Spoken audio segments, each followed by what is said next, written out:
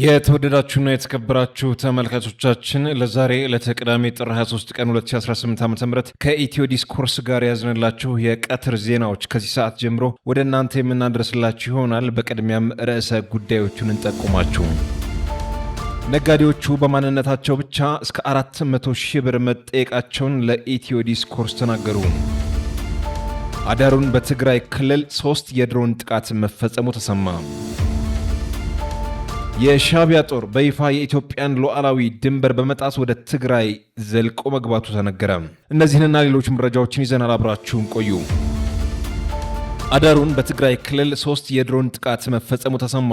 ጥቃቱ በእንትጮ ገንዴብታና በእንዳ ማርያም ሸዊቶ የተፈጸመ መሆኑ ተረጋግጧል። ከሌሊቱ 9 ሰዓት ተኩልና 10 ሰዓት መካከል ሁለቱ የአይሱዚ የጭነት ተሽከርካሪዎች የድሮን ጥቃት ጉዳት ደርሶባቸዋል። አንድ አሽከርካሪ ሕይወቱን አጥቷል።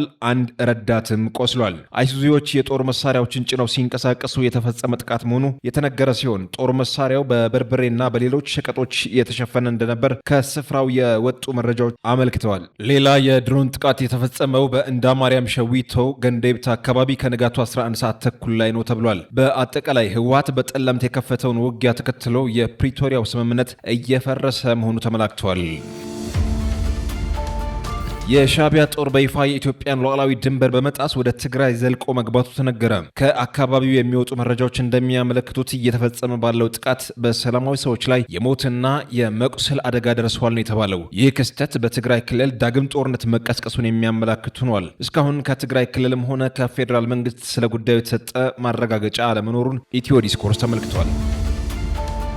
ነጋዴዎች በማንነታቸው ብቻ እስከ 400 ሺህ ብር መጠየቃቸውን ለኢትዮ ዲስኮርስ ተናገሩ። ነዋሪነታቸው ሆሮ ጉድሩ ወለጋ ዞን ጃርደጋ ጃርቴ ወረዳ የጃርደጋ ከተማ የሆኑና በንግድ ስራ ላይ ተሰማርተው የሚገኙ ግለሰቦች ከገበሬዎች ላይ ለምን ብዙ እህል ገዛችሁ በሚል ምክንያት ለእስር ተዳርገው እስከ 400 ሺህ ብር እንደተጠየቁና በልመና እያንዳንዳቸው 100 ሺህ ብር ያለምንም ደረሰኝ ከፍለው መለቀቃቸውን የኢትዮ ዲስኮርስ የመረጃ ምንጮች ገልጸዋል። ይህን ህገ ወጥ አማራን ያስፈራሩ የራስን ኪስ መሙላት ስራ በዋናነት እየሰራ ያለው የወረዳው ጸጥታ ዘርፍ ኃላፊ እንደሆነም ምንጮቻችን አረጋግጠዋል።